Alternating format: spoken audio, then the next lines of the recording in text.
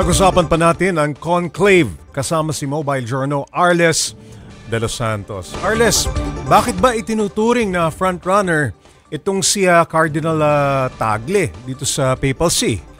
Pops J, maaalala natin no, na pag-upo ni Pope Francis noong 2013 ay isa na siya sa mga pinakaumingay na pangalan sa pagkapapa o ang susunod daw na papa.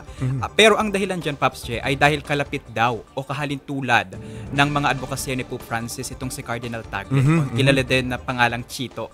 Dahil daw ito ay malapit sa mga kapuspalad, sa mga migrante at bukas para sa iba't ibang mga diskusyon sa pagbabago o modernisasyon sa ating lipunan at sa simbahang Katolika. Yung pagiging malapit niya kay Pope Francis, itong si Cardinal Tagle, factor ba yan?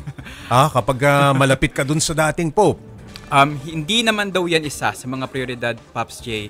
Ayun nga lamang daw, mahalaga kasi na ngayon sa pagpanaw ni Pope Francis, ang papalit ay kaparehas na mga advocacy, ng mga pananaw. Dahil si Pope Francis ay isa nga daw, di ba, sa mga pinaka-modern na Pope na talagang, or iba nga, sinasabing woke, dahil yung mga bagong pananaw na binuksan niya para sa simbahang Katolika. Yung mga nakausap mo, Arles, aware ba sila na may Pilipinong kinukonsidera na papabili, no? Itinuturing na papabili?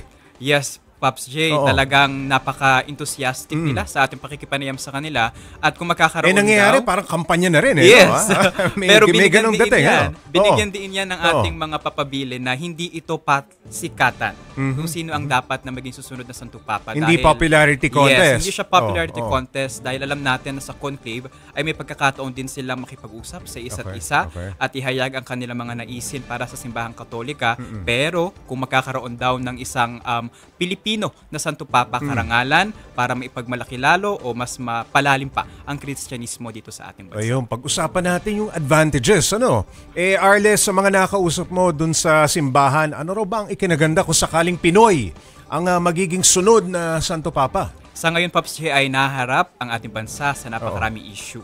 At kasama na rin dyan yung mga critical na pinag-uusapan sa simbahan.